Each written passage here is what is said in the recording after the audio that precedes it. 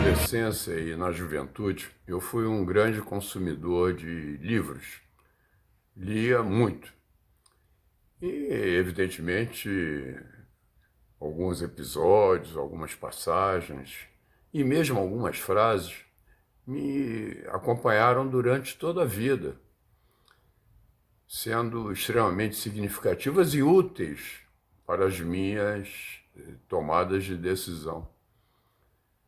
Uma dessas frases que sempre eu levei em consideração, porque a vida é feita de vitórias e derrotas, de altos e baixos, é a célebre Sic transit gloria mundi.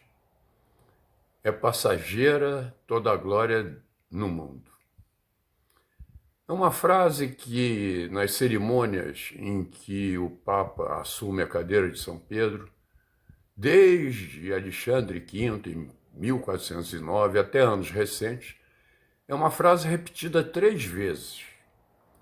Ela serve para lembrar aos humanos que todos somos mortais, mas serve principalmente para lembrar aos poderosos e muito poderosos que a glória é transitória, é efêmera. No momento que nós vivemos, em que o Brasil passa, nos últimos anos, por uma grande transição, eu vejo que essa frase se aplica em pelo menos 2 episódios, em 2 situações muito interessantes e muito conhecidas de todos nós. A primeira diz respeito à TV Globo, ao Grupo Globo em geral, cuja qualidade, cuja organização era mundialmente reconhecida. A TV Globo era tida como uma das melhores televisões do mundo. No início da década dos 70, eu defendi que o Brasil, eu trabalhava em educação no governo e defendi que o Brasil tivesse um satélite com 6 canais dedicados exclusivamente à educação. O presidente Geisel, antes de assumir, me perguntou por que eu tinha essa posição que ele considerava radical, muito inovadora para a época, e eu lhe disse que era porque o Brasil tinha uma das piores qualidades de educação do mundo e, por outro lado, uma das melhores televisões do mundo. Quando eu falava em uma das melhores televisões do mundo, eu estava me referindo à TV Globo, de Walter Clark, de Boni, de programas que ganharam prêmios em todo o mundo, exportaram programas, etc. E agora, desde que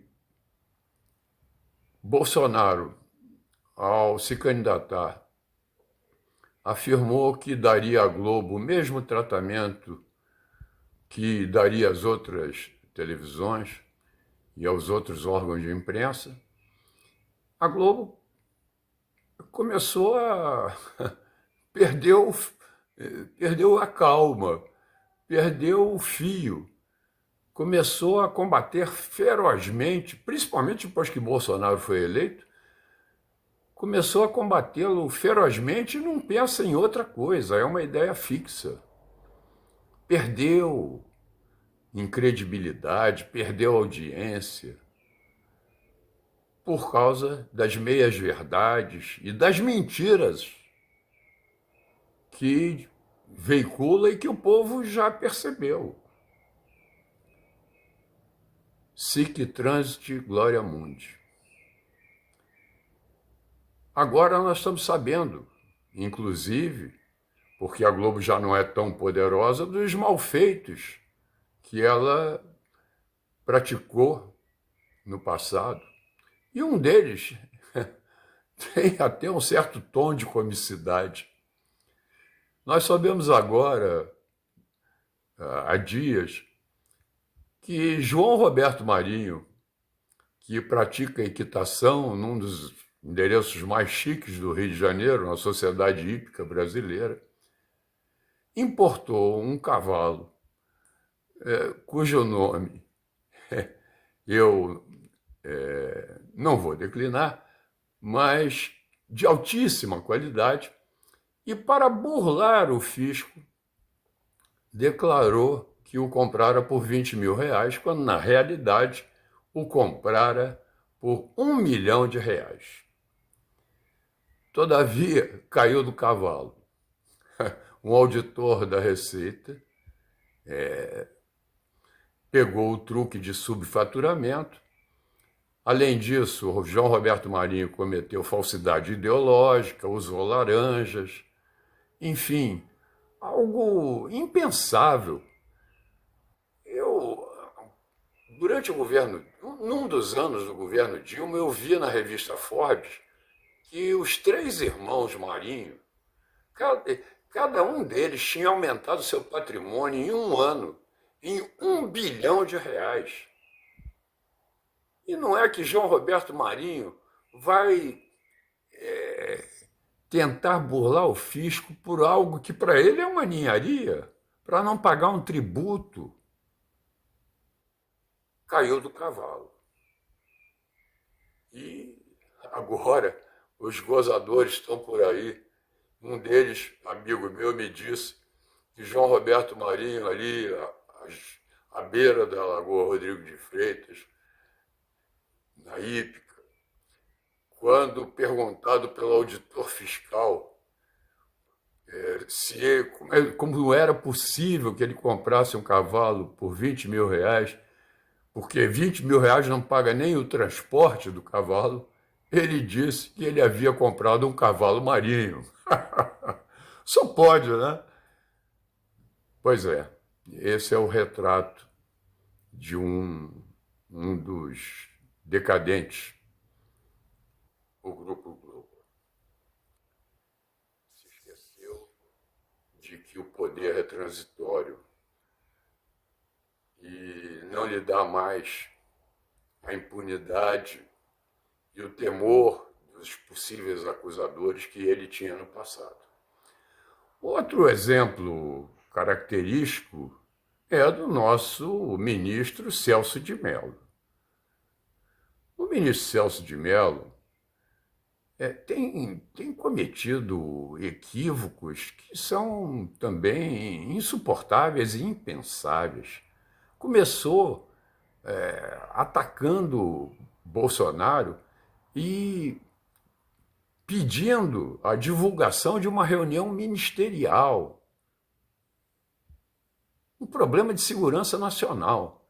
E depois divulgou esse vídeo, grande parte desse vídeo, para o grande público, para o Brasil todo, tentando ridicularizar o presidente da República porque ele dizia palavrões. Quebrou a cara. A população viu naquele vídeo, primeiro, que o presidente não cometera nenhum crime como lhe for atribuído de tentar influir nas investigações da Polícia Federal. E segundo, ele mostrou que ele é um homem sincero, que ele fala para os seus ministros, para os seus pares, aquilo que ele fala para o povo e defende a liberdade, a democracia. Não satisfeito, Celso de Mello, apesar do vídeo ter mostrado que não havia nenhuma interferência de Bolsonaro na Polícia Federal, insistiu no processo. Mais tarde, se escondeu para não participar da segunda turma e possibilitar um empate de 2-2 que vai iniciar a salvação, a impunidade do maior larápio que o Brasil viu nos últimos tempos, o 9 dedos, Lula da Silva. De repente, reapareceu. E ao reaparecer, de novo, cometeu equívocos que nós estamos a apreciar de uma forma muito pessimista, né? Celso de Mello, com esses desatinos todos, ele voltou a ser aquele Celso de Mello a que se referiu o grande advogado competentíssimo Saulo Ramos. Celso de M. Celso de M deve estar acometido da síndrome da abstinência do poder que ele vai começar a sentir daqui a 1 ou 2 meses.